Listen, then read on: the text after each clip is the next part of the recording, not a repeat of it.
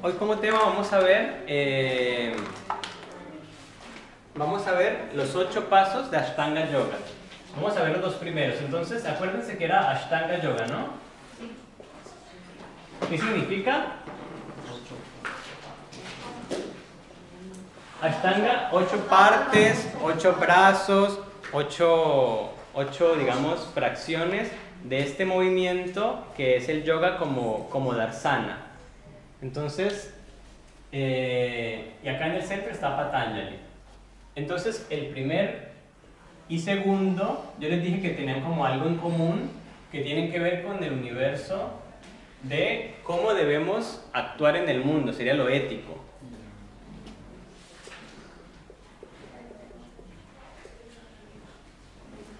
Yo quiero que, digamos, entendamos un poquito los 8 pasos de Patanjali desde el universo de la búsqueda integral del yoga. La búsqueda del yoga se puede decir que está unificada bajo el concepto de concentración.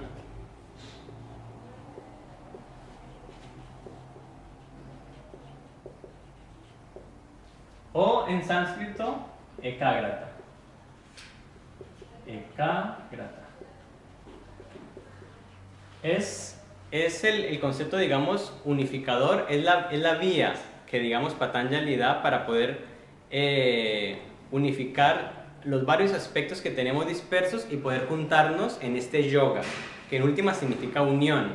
Entonces el camino es la concentración en los diferentes universos, el universo de lo ético, el universo de lo físico, el universo de lo energético sutil, que sería lo pránico, el universo de lo psíquico, que serían los pasos siguientes. Entonces vamos a empezar hoy con ver cómo este concepto de concentración, ekagrata, que también se podría aplicar un poco al concepto de economía energética, también si se quiere. Para poder concentrarnos en algo tenemos que tener como la mayor cantidad de disponibilidad y la mayor cantidad de energía disponible para algo, lo cual implica concentración.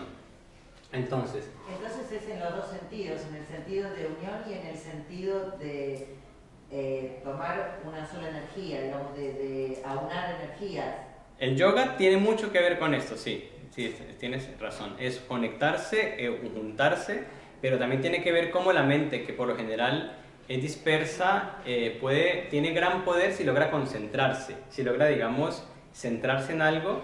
La mente en el yoga, a diferencia tal vez un poco hay una leve diferencia tal vez con Samkhya, en el cual la mente en yoga es una herramienta fundamental, solamente que si la tenemos concentrada y se van estos vrittis, ¿se acuerdan? Se van estas vibraciones que nos desequilibran, la mente es una gran herramienta, pero para llegar a que se vayan esos vrittis es todo un trabajo desde la acción práctica en el mundo, y ahí es donde empieza, digamos, los pasos de Patanjali, en la acción práctica en el mundo.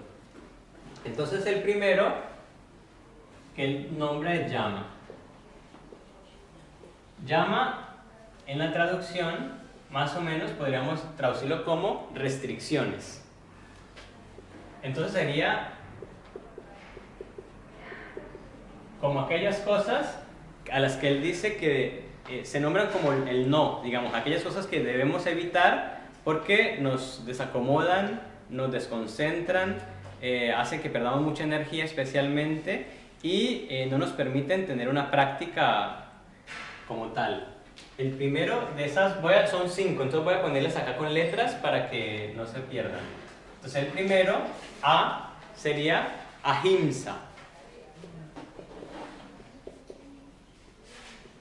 Ahimsa, la traducción de ahimsa clásica es no violencia, siempre se traducen como un no, ¿no? Como no a algo, entonces vamos a seguir esa tradición y vamos a poner no violencia.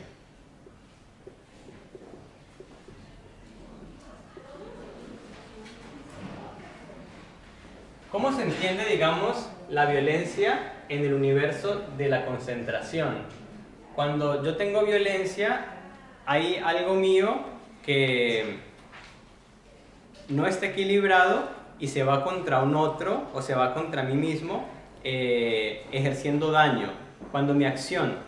Ustedes tienen que saber que siempre el gran error, la raíz de todas las dificultades espirituales para el Samkhya y para el yoga, tiene que ver con la ignorancia, ¿no? Ya habíamos visto esto, que es avidya. Entonces, básicamente podemos leer las restricciones como formas de ignorancia. Entonces, cuando yo no tengo el conocimiento adecuado, por ejemplo, genero daño en los otros. Cuando, por ejemplo, soy profesor de Hatha Yoga, que en realidad, digamos, estos son métodos para yogis, para estudiantes o aspirantes a yogis. Cuando yo, en el caso de ustedes, estén estudiando para ser profesores de Hatha Yoga, por ejemplo, si no se capacitan para hacer un trabajo adecuado con una persona, aunque tengan buenas intenciones, esa ignorancia va a generar daño en el ya sea discípulo o sea paciente, ¿no? Entonces, tiene que ver con cuando yo no tengo, digamos, una conciencia de mi acción personal dentro del equilibrio, puedo generar daño.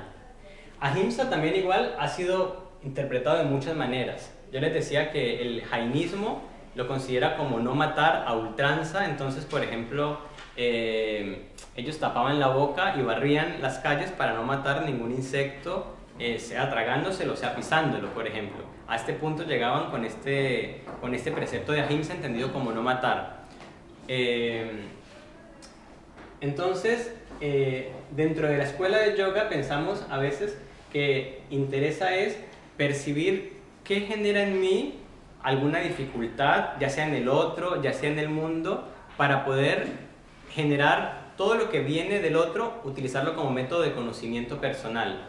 Entonces, si tengo, digamos, algo que me molesta del otro y tengo ignorancia, voy a ir en contra de eso, porque la ignorancia es lo que hace que yo no pueda canalizar esa emoción o eso que me genera el otro como una forma constructiva. Yo, desde la sabiduría, algo me genera en el otro, digamos, un malestar, pero debo utilizar eso como conocimiento, como fuente de conocimiento, porque en última lo que estamos buscando en este camino es todo cómo se genera el conocimiento, cómo se genera el autoconocimiento especialmente, ¿no? Entonces, ahimsa es como el desequilibrio con el que generamos a veces daño en los otros, y especialmente desde la ignorancia, ¿no? El segundo, digamos, mandato, vamos a ir viendo igual cómo se relacionan todos, porque todos tienen que ver con ignorancia y todos tienen que ver como cosas que nos desconcentran. Además, en el caso más claro, en el caso más común de violencia, si yo, digamos, ya en el caso más físico, si yo genero violencia contra otros también, es probable que luego no pueda estar tranquilo porque sé que viene una respuesta del otro. Por lo tanto, no voy a poder, digamos, sentarme a meditar ni a practicar yoga. Eso también, digamos, hay que tenerlo claro. Yo hablo de lo más sutil, que es como la ignorancia, pero también lo más claro, que es la violencia como tal, puntual, que ejercemos sobre otros, ¿no?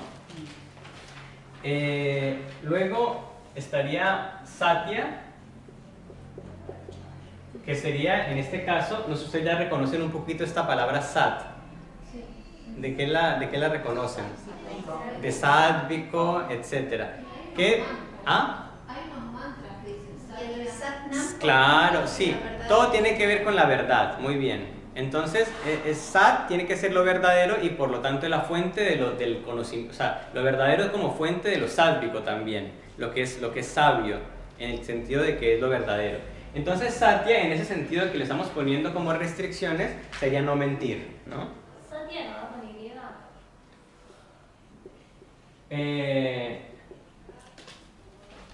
Puede ser. Si lo quieres firmar con Y, no hay problema. Sí.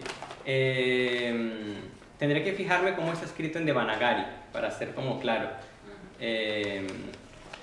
Pero si lo quieres poner con Y igual, como digamos en nuestro caso, que lo estamos solamente pronunciando, no hay mayor problema. Digamos, sería Satya o... bueno, entonces Satya, no mentir, tiene mucho que ver con esto de la ignorancia. Cuando yo miento, estoy construyendo un universo paralelo, digamos, al universo de lo que yo creo, y eso genera un gasto energético enorme, porque tengo que sostener eso de alguna manera. Entonces no me va a permitir tampoco concentrarme ni tener como una acción clara. Si yo, digamos, no soy... Tiene que ver con la ignorancia personal. Por ejemplo, si yo no conozco mis límites, yo no sé exactamente aquello a lo que puedo decir que sé o no sé.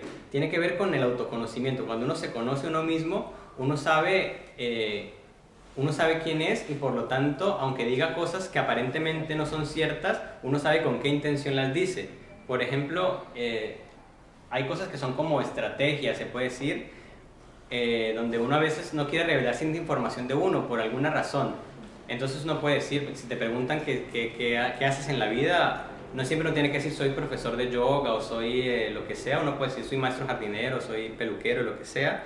Mientras, y esto no sería considerado como una mentira porque en realidad no hay como un apego tan fuerte a la palabra, o no quiero que ustedes piensen que es como algo Porque no que... hay intención de dañar ni de engañar.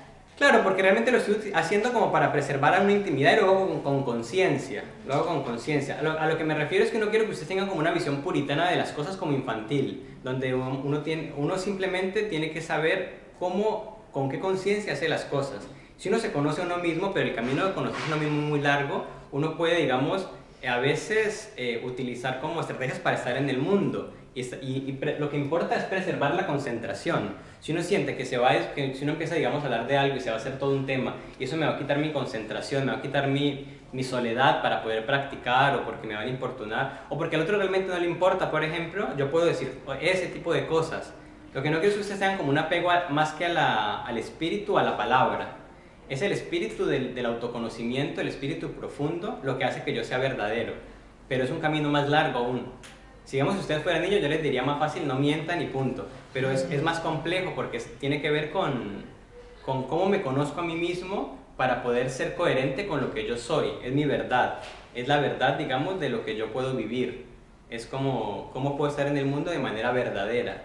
Eso tiene que ver obviamente con los condicionamientos. Uno empieza, digamos, a ser verdadero a medida que se conoce más profundamente a uno mismo y se va quitando los condicionamientos. Porque ya el acto nace más de uno. Por ejemplo, se me ocurre, no sé, estás de muy mal humor o tenés mucha angustia, pero capaz no querés mostrarlo, claro, como para protegerte. ¿sí? Entonces, no es que te haces ver que está todo bien y lo tapas, sino que buscas una forma de protegerte. Claro, o si te preguntan y vos no querés decirle a ciertas personas cómo Claro, estás, le decís que estás bien. A eso me refiero. Sí. Que no tiene que ser como este apego este apego extremo que algunos puritanismos que tienen como esta idea. Y no es eso, o sea, tiene que ver con el conocimiento y para qué digo las cosas que digo. Tiene que ver con la conciencia. Hay una palabra que se usa ahora que es sincericidio, que lo hizo. Claro, puede ser, sí, sí.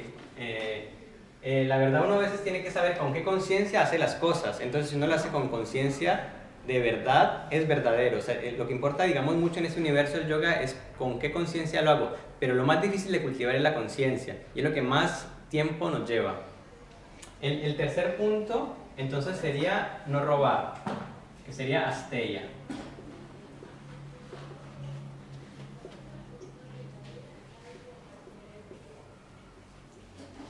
Y no robar dentro de este universo de lo que sería la concentración y de lo que sería como la avidia, o la ignorancia, como la creadora de todos los errores. Cuando yo digo no robar, me refiero especialmente a que yo sé qué es lo que tengo también es autoconocimiento. Y básicamente uno tiene aquello por lo que ha trabajado, o aquello que uno conoce internamente, y hay un proceso que hace que uno, digamos, lo que uno ha trabajado. Por ejemplo, digamos ustedes en Hatha Yoga, ustedes si trabajan una postura, la practican, esa postura de a poco empieza a ser de ustedes, o ustedes, digamos, tienen esa postura como integrada porque ustedes están trabajándola. Pero si ustedes solamente se toman la foto, digamos, de la postura para subirla, aunque saben que internamente no está bien, solamente es como ahí estarían como robando todo un trabajo de esa cultura que está instituido para hacer esa postura, por ejemplo. Cuando uno habla de cosas que no conoce, o solamente por el hecho de agradar a los otros, tiene que ver con mentir, pero tiene que ver con también robar, en el sentido de que uno está no haciendo cosas por las que no ha trabajado. Uno solamente posee aquello que ha trabajado y que conoce de profundidad porque le ha dedicado tiempo, ¿no? Con eso también... Copiando. ¿Ah? Copiando. Claro, copiando o haciéndola más fácil de lo que será como el trabajo.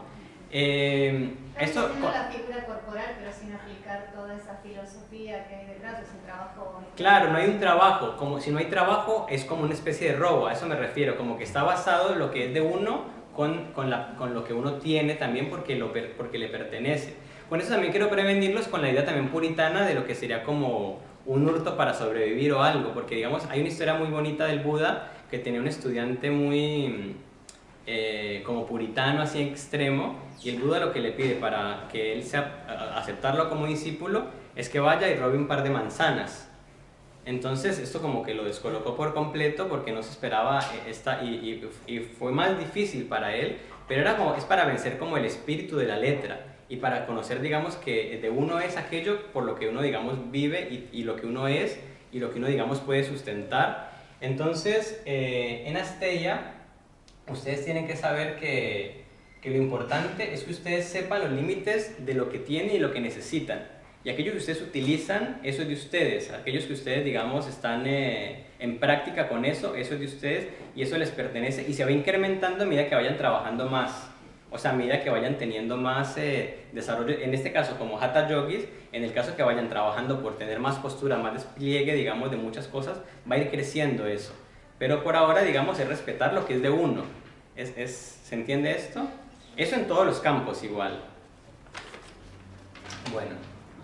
Obviamente que también, si uno roba un auto por deseo, por lo que sea, también está haciendo una violencia, está haciendo todo eso, no quiero decir, lo estoy yendo como a lo más sutil, no estoy como negando lo otro. Porque además, Satya y Asteya, si uno, digamos, se pone a indagar personalmente, vienen de carencias. O sea, ¿qué carencias tiene uno que uno quiere tapar con mentiras o con robos? O sea, ¿por qué deseo una cosa del otro que el otro tiene? ¿O por qué deseo esta cosa del libro? ¿O por qué deseo...? Viene básicamente, si uno se pone fino, digamos, en hilar, ¿de dónde nace mi mentira? ¿De dónde nace mi robo? Le sirve como autoconocimiento. Uno dice qué carencias tengo que no puedo llenar con trabajo o con verdad personal, sino que las tengo que llenar con palabras o con poses, ¿no? Entonces ahí uno, digamos, va entendiendo cuál es el sentido de esto de no robar y no mentir. Está bien, pero entonces ahí es como tu contradictorio con el tema de la mentira, porque en el ejemplo querido de ella dice, no, estoy bien, y estás rebusteado, no estás siendo fiel a lo que te está pasando a vos, por caretearla ante el otro que no sabes lo que le está pasando. Entonces es como que...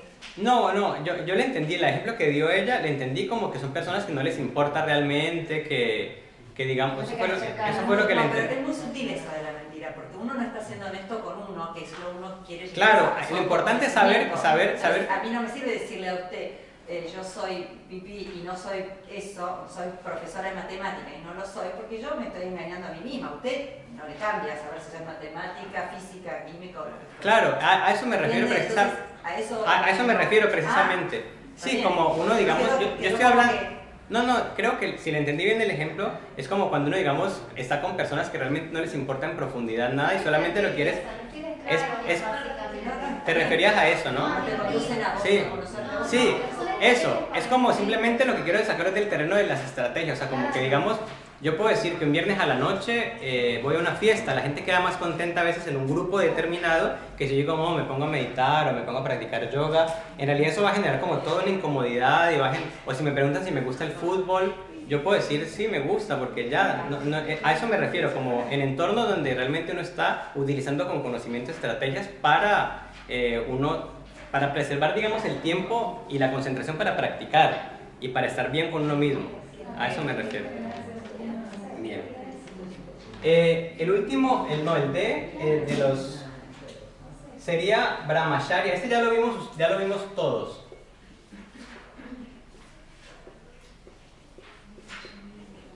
Brahmacharya lo vimos cuando vimos las 4 partes de la vida, ¿se acuerdan? Sí. Entonces Brahmacharya era la parte del estudio, cuando veíamos los 4 momentos de la vida. Esto es una R. Brahmacharya... También va con Y, la tengo acá en el librito. Puede, sí. Todos, Satya, Asteya y Brahmacharya. Sí, está bien. Como que lo estamos, sí. Brahmacharya tiene que ver, vimos un poco, ¿se acuerdan de que Acharya, cuando le explicamos los 4 momentos de la vida, Acharya sería como el portaestandarte de algo, el que digamos vive a la imagen de alguien. Entonces acá Brahmacharya puede ser el que vive a la imagen de un brahman o de un sacerdote o a la imagen de Brahma también. Como, acuérdense de la palabra, por ejemplo, Krishnamacharya. Krishnamacharya tiene que ver como, la traducción sería como que vive como la imagen de Krishna, ¿no? Que son nombres, digamos, clásicos en la India. Y acá normalmente se traduce como castidad, es la palabra que normalmente lo traducen.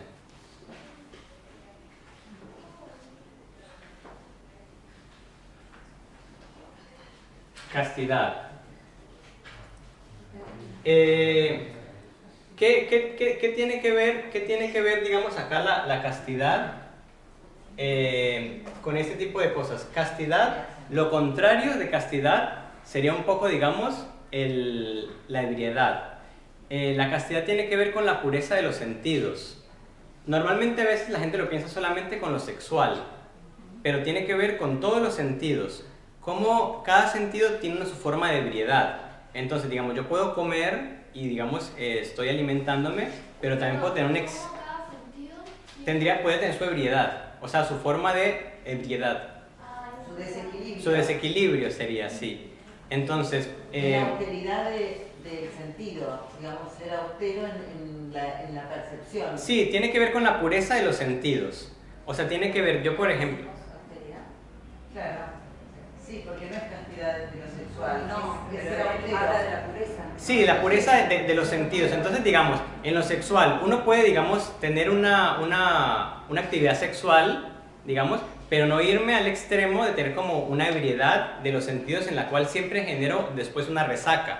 Básicamente es eso, cuando yo tengo un exceso en algún sentido, luego tengo una resaca o tengo algo que me desequilibra a futuro. Básicamente es eso, es poder manejarme con los sentidos para no generar, digamos, una ebriedad. Eso sería moverme en el terreno de la castidad o en el terreno de la sobriedad también, ¿no?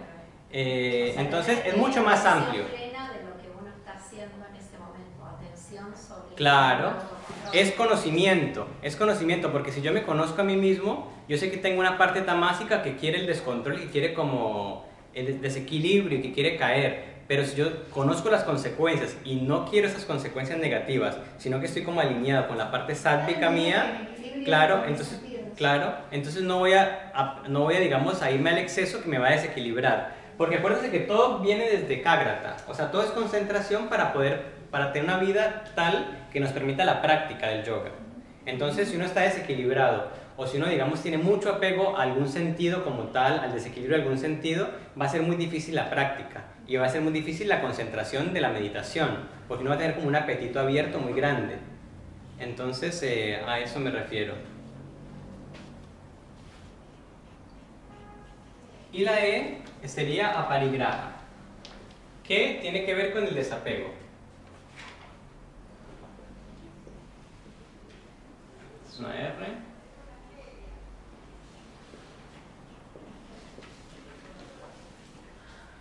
Aparigraha, entonces desapego.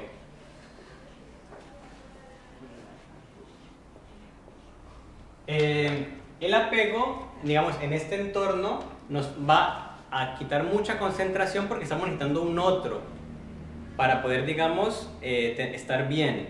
Cuando estoy apegado, necesito siempre como un sostén o necesito siempre como que algo me equilibre. Cuando en esta búsqueda tenemos que siempre intentar tener el equilibrio en nosotros mismos. O sea, el equilibrio sería como nuestro eje. Aparigraha en la antigüedad tenía que ver también con el desapego que tenían los aspirantes a yogis cuando dejaban a veces el hogar para entrar, digamos, a las órdenes. También tiene que ver con esto. Pero también tiene que ver en el mundo de la yoga contemporáneo si yo estoy apegado a algo, es como una debilidad que tengo por esa cosa, digamos. Es como algo que no permite que yo esté libre.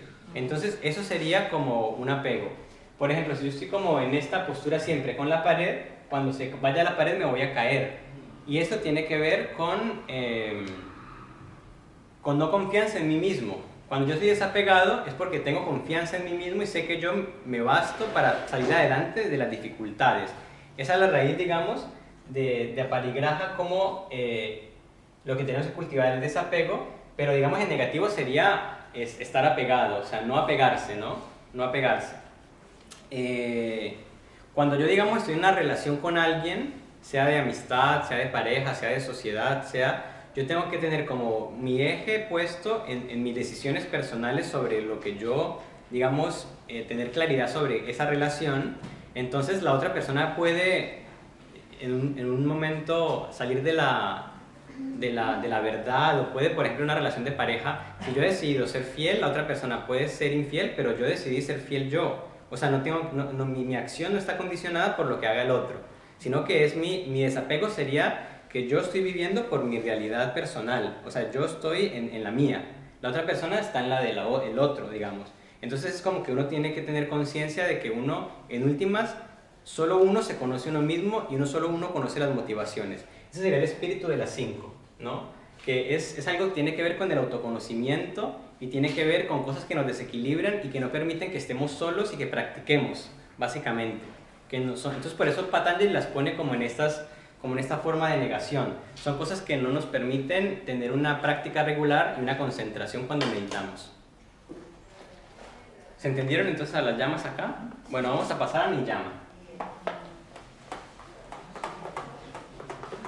También son 5 niyama.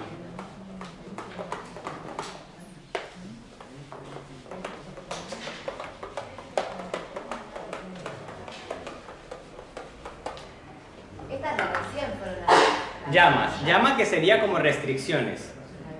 Y niyama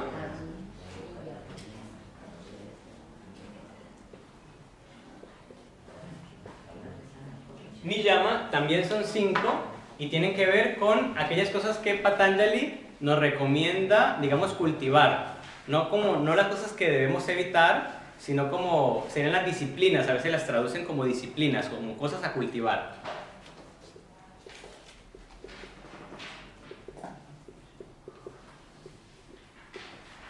Y la primera disciplina que se nos recomienda cultivar es la limpieza. Sí, que paradójicamente todos creen que los yogis son hippies, sucios y nada que ver. En antigüedad y por mucho tiempo, sí, de pronto es una idea más contemporánea, pero no, siempre el yogi, digamos, es una persona que... No, pero actual, sí, en Occidente, no sé, 20 años atrás, qué sé yo. Hay renunciantes que de pronto están en el bosque meditando y todo ese tipo de cosas y ya como que están, como tal, están en tanta renuncia que de pronto están varios días meditando y bueno... Se van a la montaña. O cosas por el estilo. Pero como tal, digamos, el yogi, especialmente el hatha yogi, que es una persona que trabaja mucho el cuerpo, entonces Shausha era indispensable como limpieza. Y había unas técnicas de limpieza muy avanzadas también para la época. O sea, había limpieza, digamos, de los orificios nasales, limpieza de todo, digamos, del colon, del esófago, también limpiaban, de los dientes, limpieza del pelo. Había como técnicas de limpieza puntual para desarrollar, digamos, limpieza o shausha. Era algo muy importante. Y también, digamos, ya en libros más detallados sobre esos términos, se hablaba de varias pieles. Entonces también está como la vestimenta, la pulcritud de una segunda piel que será la vestimenta, e incluso del espacio como una tercera piel, ¿no? O sea, se recomendaba, digamos, que donde se practicara el yoga fuera un espacio limpio, sin humedades, fuera un espacio, digamos, que no estuviera ni demasiado frío en invierno ni demasiado caluroso en verano, donde se quemara, digamos, algunas hierbas aromáticas para ambientar. Eso estaba, digamos, ya en comentarios. Entonces es muy importante la limpieza, pero también obviamente tiene que ver la limpieza que se debe cultivar en la limpieza mental y psíquica. Pero ya la limpieza psíquica y mental es un trabajo que se hace con todo el yoga, básicamente. Todo el yoga es para poder tener el pensamiento y la mente clara y limpia, básicamente. Claro, como el hatha, como que todo comienza en el cuerpo, ¿no? En el afuera, y después lo vas internalizando y llevando hacia la mente. Esta limpieza del cuerpo, la ropa, tu casa, después la llevas a tu mente. En el hatha es muy claro esto, en el hatha es muy claro que de lo denso se pasa a lo sutil. Claro. Lo más denso, pero lo más cercano que tenemos es el cuerpo físico. Por eso se trabaja tanto el cuerpo. Pero la idea es que ese trabajo con el cuerpo va ejerciendo una influencia sobre lo sutil, que es la mente, y luego sobre lo más sutil. En Shausha también, digamos, ustedes tienen que saber que también cuando uno tiene, por ejemplo, pongámoslo como limpieza entonces, tiene que saber que también cuando uno tiene mucha acumulación de cosas, hay suciedad porque son cosas que no le sirven a uno para algo como tal. Todo aquello que no nos sirve o que son acumulaciones que nos entorpecen la acción, todo lo que nos entorpece la acción es suciedad. Sí, es todo lo que no nos permite, digamos, ser libres sin una acción clara. Es todo lo que nos dificulta, todo lo que no nos permite, digamos, un desplazamiento como con libertad en el mundo, es suciedad de alguna manera, ¿no? Bueno, eso es... deja fluir la energía, porque eso de llenar una casa con tantos muebles y objetos y acumular cosas. Yo estoy hablando dentro del yoga y piénsenlo. Sí, pero claro, yo estoy hablando dentro del yoga. Luego cada uno tendrá sus preferencias estéticas o no, pero digamos, sí es para lo que es una sala de yoga o sí para lo que es, digamos, en cuanto a yogis, sí hay como una línea. Pero otra cosa, digamos, sería la estética de cada uno que quiera arreglar su lugar o lo que sea. Acuérdense que estos son elementos que Patanjali propone para estudiantes de yoga, o sea, para ustedes. No traten de hacer el ejercicio, que es muy sano, de no pensar todos estos elementos que estoy contando para juzgar a los otros, que es lo que uno primero empieza a hacer de uno, empieza a pensar en la gente que tiene muchas cosas en la casa, la gente que yo no sé qué, que miente. Pero todo esto piénsenlo en ustedes. O sea, cada uno de ustedes trate de buscar la verdad a través de estos métodos, ¿sí? Tengo una pregunta. ¿Sí? O sea, obviamente, sí, sin juzgar a los otros, pero igual, o sea, todo esto, nosotros lo tenemos que llevar a nuestra vida. O sea, cómo nosotros nos manejamos. Como aspirantes a yogis. Claro, esos son los pasos que Patanjali está proponiendo para desarrollar, digamos, a desarrollarnos como yogis, como estudiantes de yoga. Entonces, son pasos que él dice, si esto no está claro, si no se evitan las restricciones y no se cultivan las disciplinas, es muy difícil que el yogi avance. claro, nos quedamos solo en la postura física, como decíamos antes. Claro. La figurita para la foto, la pose. Claro, es un camino de trabajo, es un trabajo y tampoco, digamos, igual crean que tienen que tener todo esto desarrollado para empezar la práctica, digamos, de hatha o la práctica, sino que es algo que se va a ir, como que si lo tienen en mente ahora, lo empiezan a desarrollar de a poco. O sea, no se vayan a sentir frustrados porque todos estamos en esta, ¿no? De a poco, estamos conociéndonos y conociéndonos de a poco todos, ¿no? Por eso les decía que no son pasos 1, 2, 3, 4, no son como los pasos, sino que esos son como elementos que todo aspirante al yogi tiene que tener en el corazón. Tiene que saber que está como intentando cultivar las disciplinas, intentando cultivar la limpieza y también tenemos que intentar cultivar, digamos, varios aspectos que tienen que ver con el estudio, bueno, lo vamos a ir viendo ahora que lo nombre, con el estudio de los textos, con la disciplina de practicar. Entonces, lo que tenemos que seguir practicando también es, lo segundo que él reconoce es el contentamiento o la satisfacción, que santosha. Esta la traducción, digamos, acá que puede ser contentamiento,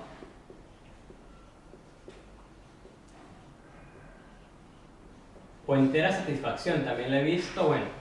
Pero tiene que ver que debemos cultivar el hecho de que lo que nos vaya pasando en la vida cotidiana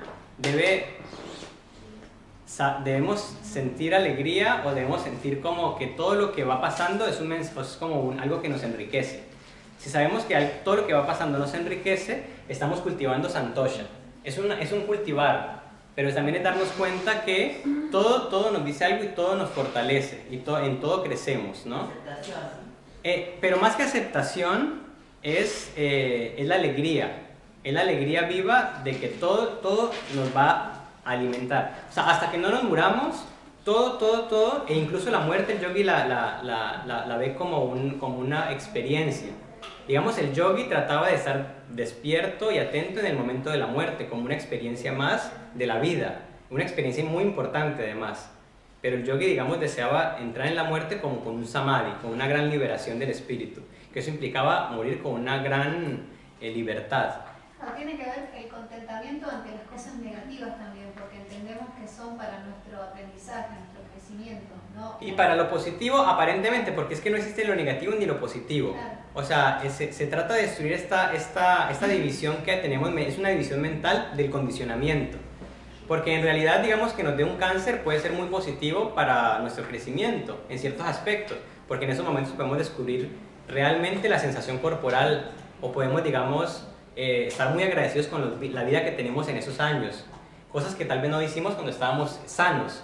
Entonces, una vez dijiste el me gusta y no me gusta, lo bueno y lo malo, sacarle esos rótulos. claro, básicamente cuando una persona como que trabaja el contentamiento en sí mismo, es porque ya de a poco ha ido eliminando esta dupla de lo que me gusta y no me gusta. Empieza a verlo todo como la realidad. Es la realidad. Y ante la realidad yo simplemente aprendo, lo observo y crezco. Sí, ante lo que va pasando es crecimiento.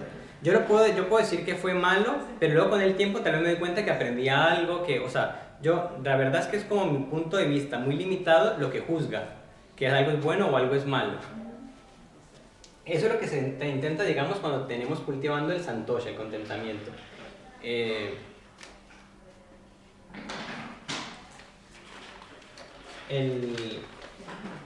tercero de las cosas que debemos cultivar entonces es muy importante en la práctica, que es tapas. Tapas es algo que tiene que ver, la palabra tapas en su contexto en sánscrito tiene que ver con el calor, tiene que ver con el fuego, tiene que ver con, se traduce a veces simplemente como disciplina, se traduce como, se traduce también como el fervor de práctica, se traduce como los ascetismos también, como las prácticas ascéticas o las prácticas de austeridades, todas aquellas prácticas que nos dan, digamos, como que son algo espiritual. Disciplina, pongamos. O disciplinas espirituales, que sería lo mismo que, digamos, las prácticas ascéticas, etc. Pero tiene que ver con la entrega que yo tengo a la práctica de lo que el maestro o dentro de la escuela estoy como recibiendo. Que en el caso de ustedes sería practicar Hatha Yoga, básicamente. O sea, tener una práctica continua, tener una entrega a la práctica, que esto, en el yoga está la idea de que entre más practiquen se genera un calor corporal, se genera, digamos, un calentamiento físico, y este calentamiento que tiene que ver con tapas es una palabra que no la pone Patanjali por azar. Esta palabra está unida a los ritos védicos, como que lo que se hacía en el ritual, ese calor que se ejercía, que tiene que ver con Agni, también tiene que ver con tapas. Entonces es la forma en que el yogi genera un calor que es como si se encendiera un fuego interno en su práctica. Genera un fuego interno que en este fuego interno de las disciplinas o las austeridades o los trabajos, digamos, puntual, es que en la teoría del yoga se queman muchos samskaras y vasanas. O sea, acá en este fuego personal de la práctica cotidiana es donde vamos descondicionándonos, básicamente, donde avanzamos físicamente y donde avanzamos mentalmente. O sea, si no hay práctica, no hay nada. O sea, por eso es como tan importante en las disciplinas. Si yo, digamos, no practico, si no tengo esa entrega a las disciplinas, austeridades, como lo quieran llamar, de practicar, de meterme en esto, no voy a avanzar. Y si avanzo es porque me estoy descondicionando. Estoy quemando en mí todas aquellas cosas que me enseñaron y que tal vez no eran mías, sino que estoy como encontrándome a mí mismo a través de la práctica. Entonces, el llamado es como encender este fuego de tapas, a que ustedes lo enciendan y practiquen. Otra palabra a veces que puede ser, también la he visto como traducción, es fervor. Esa me gusta a veces porque tiene como más connotación con el fuego. Ese fervor ese fervor ascético de practicar y de meterse y de entregarse, ¿no? Como tal.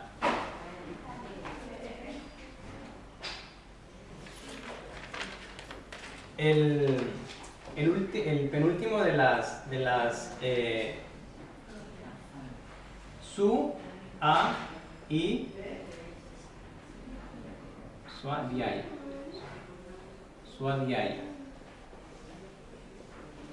Tapas, además, literalmente tapas significa algo así como consumirse por el calor. O sea, es como algo que cuando uno se consume por el calor es porque se entregó a algo. O sea, es ese fervor de entregarse a algo como cuando uno siente que por acá es el camino. Si ustedes se encuentran el camino en el yoga o en algo, ustedes se entregan. Bueno, y Swadhyaya es Swadhyaya tiene que ver con el estudio. La traducción sería como el estudio para sí. pero estudio ya en Swadhyaya tiene que ver con un aspecto intelectual, tiene que ver con estudiar los textos, que en su momento, digamos, era en los ashrams, era cuando el maestro hablaba, entonces los estudiantes, que muchos no sabían leer, estaban escuchando y era como para sí que escuchaban todas las palabras del maestro, del gurú. Lo escuchaban y cada uno, digamos, lo aplicaba para sus crecimientos personales, para lo que, digamos, le fuera, como que las palabras del maestro tocaban a cada uno en sus diferentes búsquedas. Entonces, esto mismo en la actualidad ustedes lo pueden cultivar a través de la lectura de textos que en este entorno del yoga tiene que ver con leer textos de yogis, básicamente, o textos de personas que también están como transitando este camino, yogis que sean confiables y que les puedan, digamos, servir en su crecimiento, con su experiencia. Entonces, pueden leer, no sé, como... Pueden leer puedo nombrarles un par de autores como interesantes, que son como yogis más modernos del siglo XX. Por ejemplo, pueden leer a Vivekananda. Vivekananda es un yogi que escribió muchos libros con mucho conocimiento profundo. Era un estudioso también como universitario, pero que entró a la devoción de su maestro, que se llama Ramakrishna.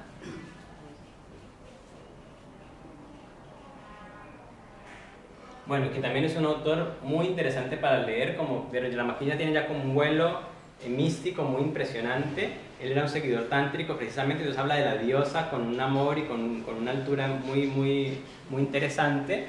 Bueno, ustedes ya conocen de pronto a Yogananda. ¿Esas diosas quiénes son?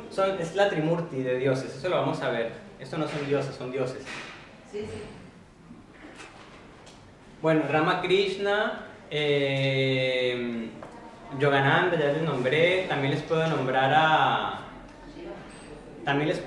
a, por ejemplo, Krishnamurti. Bueno, como un grupo de autores como que les pueden servir a ustedes en sus búsquedas como yogis, porque son personas que también como que trabajaron esto de concentrar la mente, de poder, digamos, aquietarla y poder crecer en este camino. Entonces les va a servir mucho. Y es un espacio que también es una disciplina que Patanjali recomienda como tal. Es una disciplina que hay que cultivar, el estudio. Voy a poner acá estudio. Bueno, también obviamente en el caso de Hatha Yogis, el estudio también de la biomecánica, de todo esto, ¿no? Pero antiguamente era el estudio de los Vedas y el estudio, digamos, de los textos. Pero es el espacio que uno crea mental para estudiar los textos, que le van a servir en su práctica, ¿no? Que eso también es una disciplina que Patanjali recomienda. Y la última disciplina, que es la que vamos a hablar un poquito más también, tiene que ver con esta pregunta que me haces al principio sobre la traducción que decía Dios, ¿no? La palabra que utiliza en sánscrito, voy a ponerla más acá, más arriba, para que, no sé si, no, acá la ven, creo que acá, a ver, es Isvara.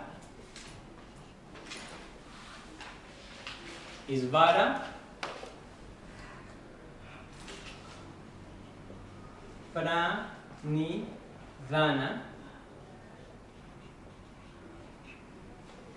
Isvara Pradinara, que tiene que ver, la traducción sería como entrega al Señor, entrega al controlador. Bueno, aquí la traducción tiene que ver precisamente como cómo se traduce Isvara, que el traductor en el que yo les envié lo traduce como Dios, ¿no? Como les decía, es una elección, como ser traductor es muy difícil. O sea, yo he sido traductor y es como que hay que, a no ser que uno tenga la oportunidad de miles de pie de páginas como para explicarse y reexplicarse, es una elección. Entonces uno tiene que elegir alguna palabra. Entonces, Isvara Pradinara tiene que ver con la entrega a algo que podemos decir que tiene forma. O sea, el Isvara es como el controlador, es el Señor, pero con forma. O sea, no es el Dios abstracto o el Dios, digamos, no manifestado aún, que tiene, por ejemplo, o sea, no es como una especie de Purusha, sino que sería, lo que se considera que Patanjali crea, es un Dios con forma, que de alguna manera lo que dice Patanjali de este Dios con forma es que no tiene ninguna dificultad, no tiene kleshas. ¿Se acuerdan de las kleshas? Que hablábamos de las dificultades. Bueno, dice que es el ser sin kleshas, el ser sin dificultades, el ser que maneja todo.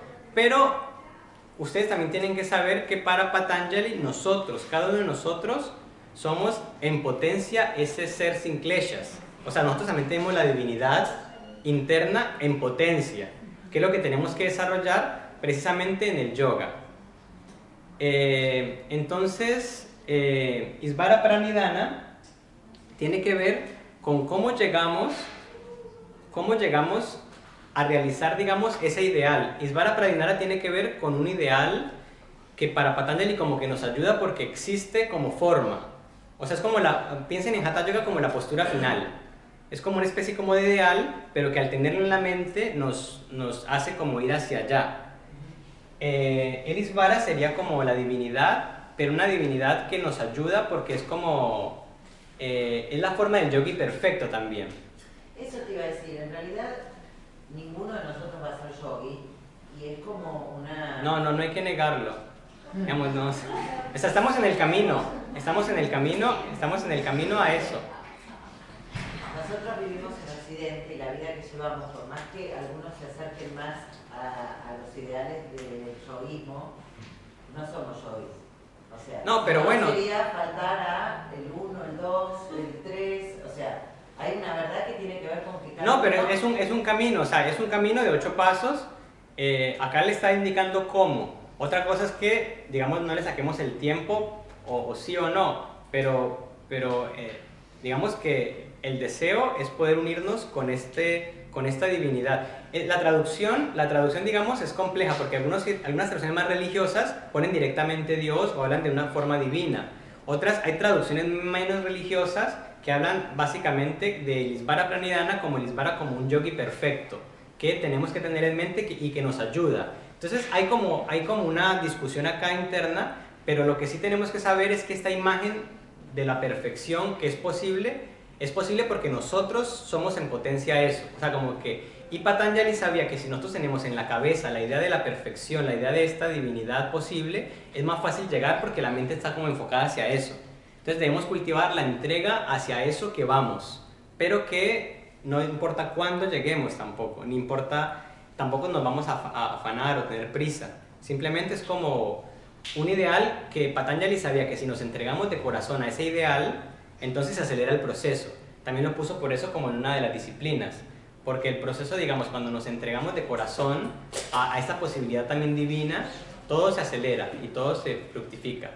Que también es una forma de bhakti, ¿no? Es una forma como de tener como esa devoción. A eso, digamos, es lo que quería explicar. Que la palabra Isvara se puede traducir como señor, como ordenador, pero lo que sí es muy claro es que es algo con forma. No, está en las gunas. Eso tiene que ver con esto de lo tántrico que les hablaba. Es un ser que está en las gunas y que está en la materia. Por lo tanto, está también en mí, en cada uno de ustedes. Entonces, cada uno de ustedes en el yoga, a través de el Isvara Pranidhana, como que se entrega a la posibilidad divina que cada uno tiene. Y a través de, digamos, de todas las disciplinas, va actualizando esa divinidad en uno. Y el yoga es una manera de llegar a eso, actualizarse como ser divino, o sea, darse cuenta básicamente. Es como, eso sería un poco, digamos, la liberación, darnos cuenta de nuestro ser divino. No sé si tengan alguna pregunta sobre esto o algo. Isvara Pranidhana es difícil, si te queda más tranquila, pues pensarlo como entregarte a Dios. O sea, es o sea, así también está traducido en algunos lugares, entrega a Dios, sino que la palabra Isvara es una palabra compleja. Si leen varios comentarios de varios libros, van a leer que es muy interesante. Yo los animo a que lean varias traducciones, lean varias y van a ver que como que es complejísimo el tema de Isvara Pranidhana. Pero está bien ahí como en el corazón de eso, sí. Bueno, entonces creo que nomás. Luego anoten las preguntas si tienen alguna y ya me hacen la próxima. Gracias. De nada.